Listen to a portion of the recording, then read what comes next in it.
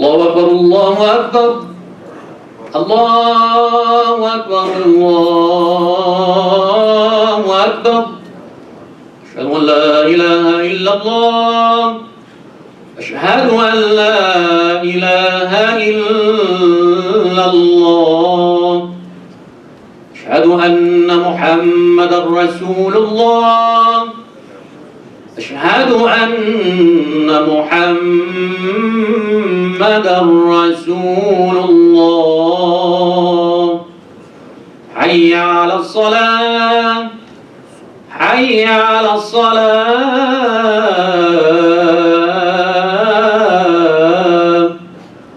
حي على الفلاح حي على الفلاح.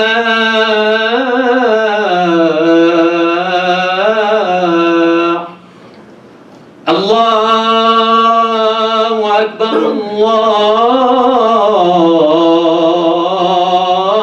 الله أكبر. لا إله إلا الله.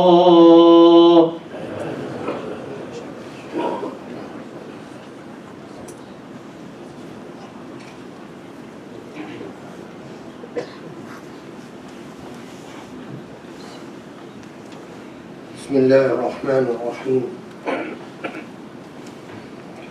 والحمد لله رب العالمين، والصلاة والسلام على محمد النبي الأمين وخاتم المرسلين، وعلى آل بيته المطهرين، وعلى أصحابه الميامين، وعلى من اتبعه بإحسان إلى يوم الدين. نحمد الله ونستعينه ونستغفره، ونعوذ بالله من شرور أنفسنا ومن سيئات أعمالنا، فمن يهد الله فهو المهتد، ومن يضلل فلن تجد له وليا مرشدا. Brothers and sisters,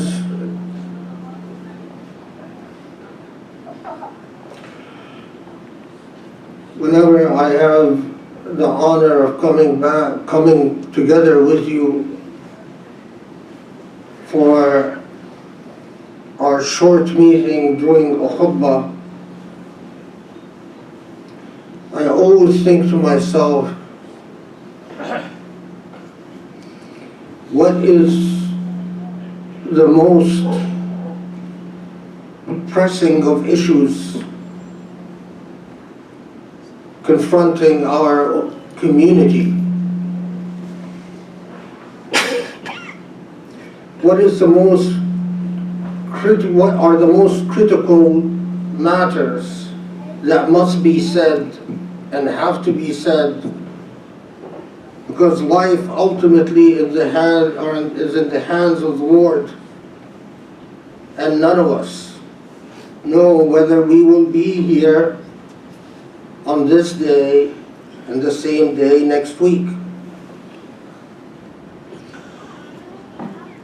And I always return to the heart and kernel of Islam, not just Islam, the faith of a group of people who have emerged from a particular part of the world and might have immigrated from the United States to the United States, that Islam, the same critical message that God imparted to Adam and Eve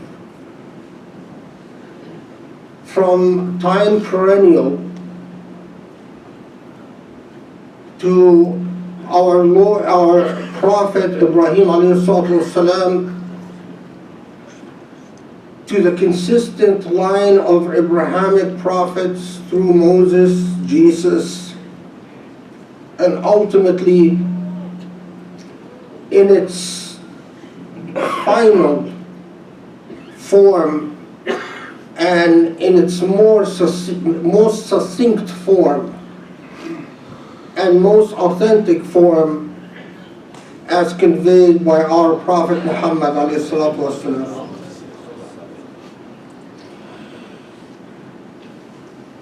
We have a message that has never wavered from God to humanity.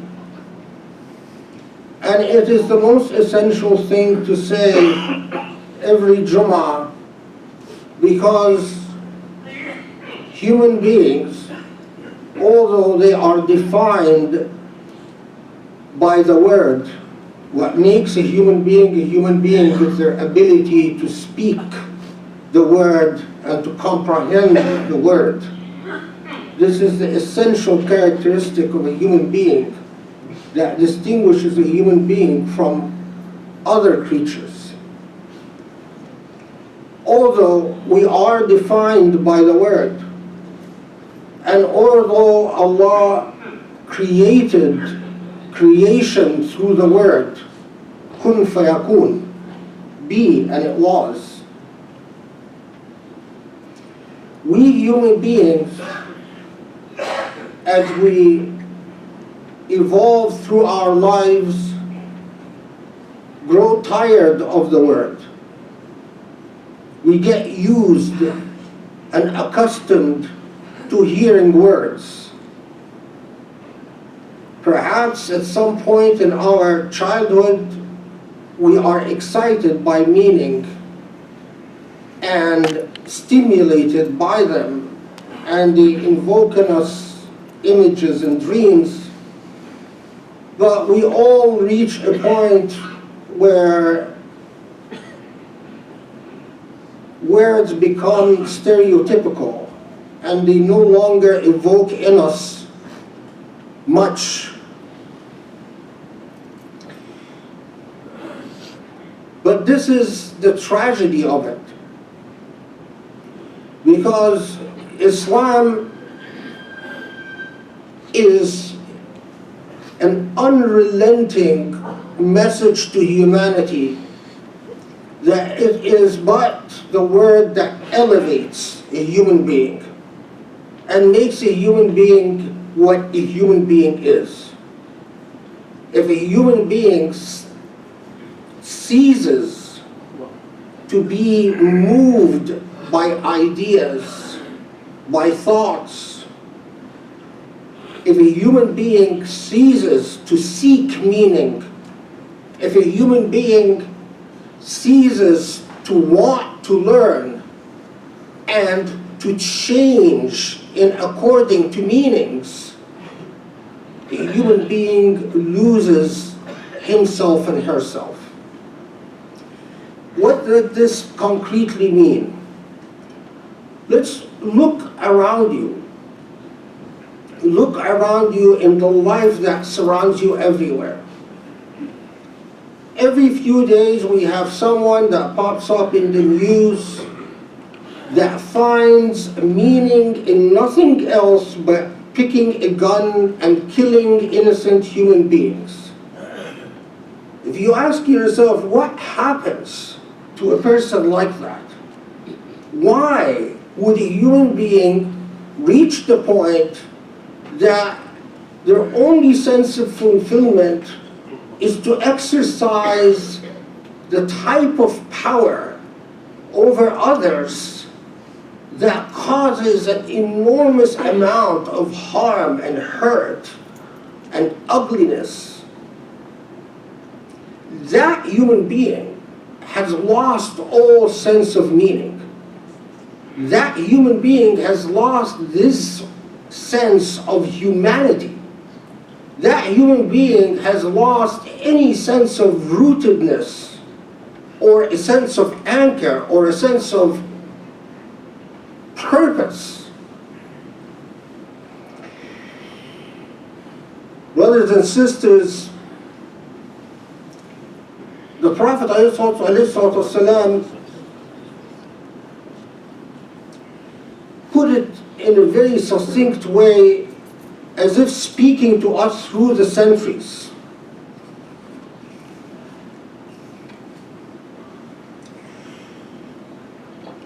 when this is a hadith through Abu Musa, reporting that the Prophet ﷺ said, مثل الذي يذكر ربه والذي لا يذكر ربه مثل الحي والميت. The difference or the parity between that who يذكر ربه, remembers his Lord, but I'm going to elaborate in a second, and that who does not remember the Lord is like the difference between that who is dead and that who is alive. This is the critical message. Those who are connected to a Lord, who are connected to their Maker, who are excited by the word of dhikr, the very word that creates and endows meaning, that who live every minute in of their life stimulated by the words that connect them to God and connects God to them, are the live ones. They're the ones that find the purpose, know why they're alive, know are at peace with death, and ultimately know where they are going after death. But those who are not are as if the living dead, what our children call the zombies. They're as if zombies on this earth. They live, but they don't know why. And they walk, but they don't know where. And ultimately, they don't even believe that anyone will be responsible for anything after death. And that's why we see these remarkable acts of destruction and ugliness when human beings find no other purpose than picking a gun and slaughtering others. We, as Muslims, are the bearers of the reminder to humanity of the healing medicine that mends between themselves and their God, and that mends themselves to themselves. We as Muslims are the bearers of the message that can reconcile a human being to himself, and that can reconcile a human being to his existence. واسألوا الله يستجب لكم.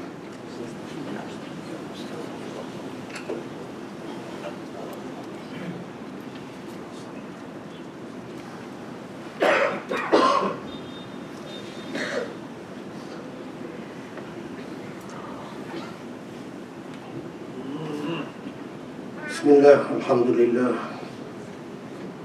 وسبحان الله والله أكبر والصلاة والسلام على محمد وعلى آله وأصحابه ومن تبعهم بإحسان إلى يوم الدين. إنما المؤمنون الذين إذا ذكر الله وجلت قلوبهم وإذا تليت عليهم آياته زادتهم إيمانا وعلى ربهم يتوكلون.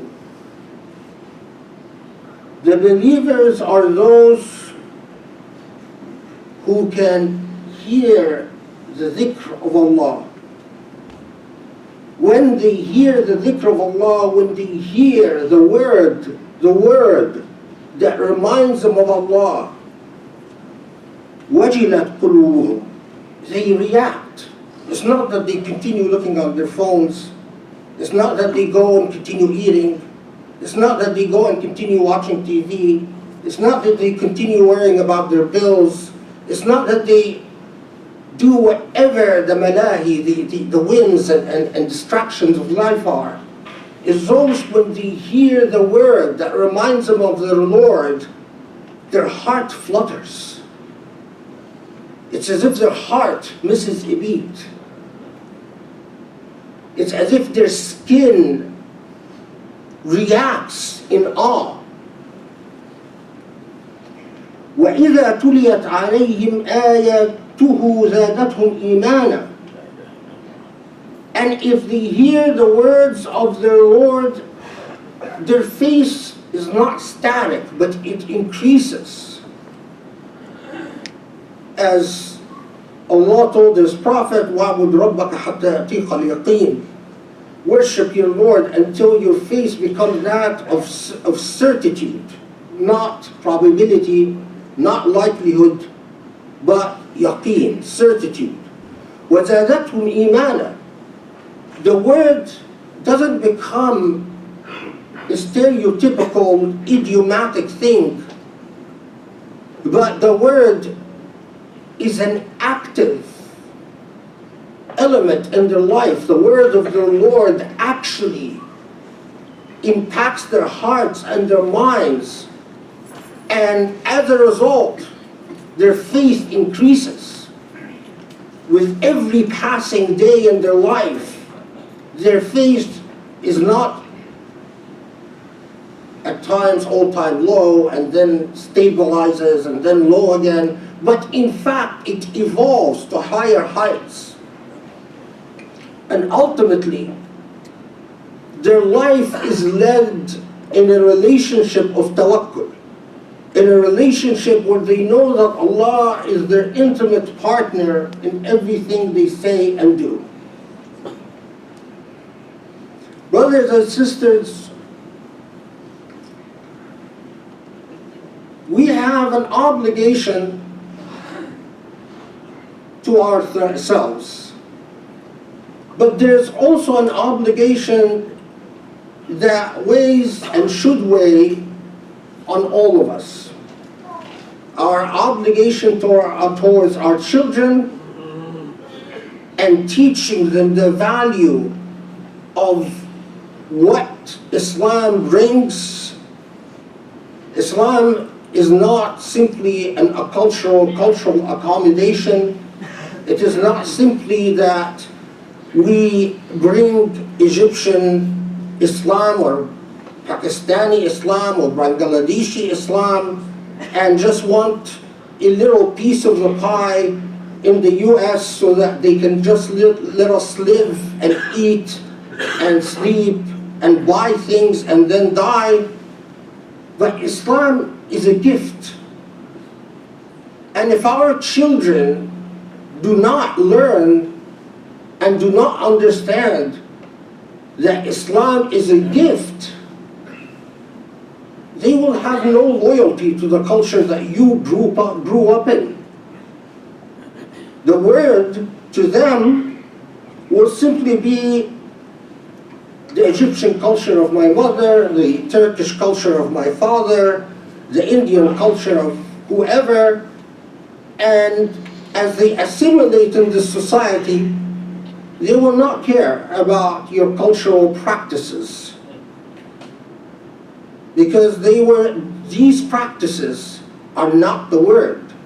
It doesn't engage their intellect, it doesn't move their heart. But then there is a second concern. Look around, and we have to be very honest with ourselves.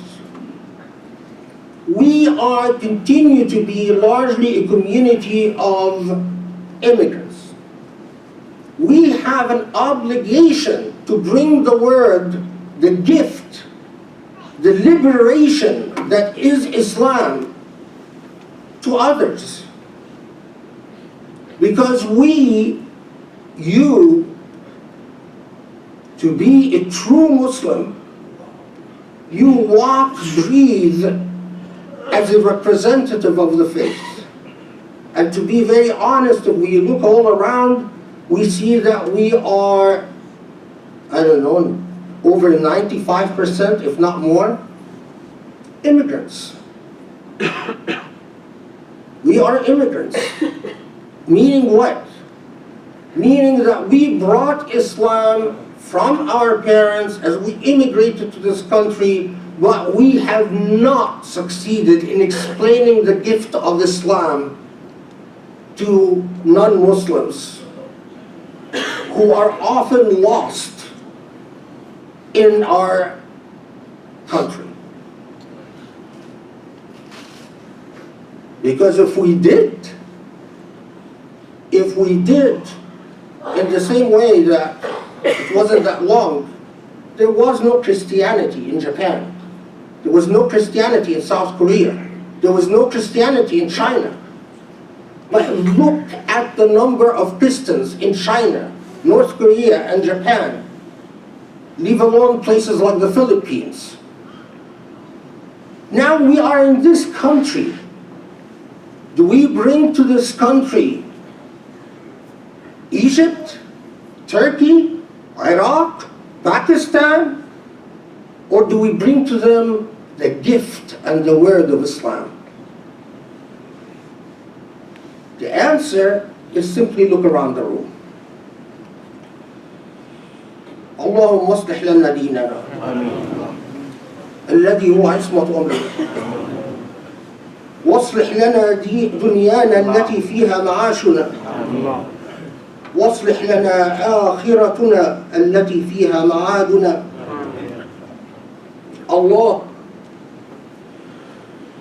Allah inspire a more faithful engagement with our faith,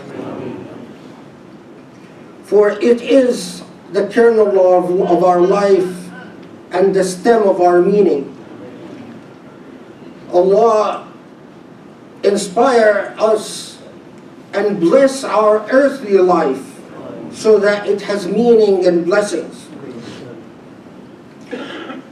and gift us and our children with the gift of Islam, and allow us to be ambassadors to your faith, so that we do not meet you in the final day and have to explain why we betrayed that gift. Welcome, Salah.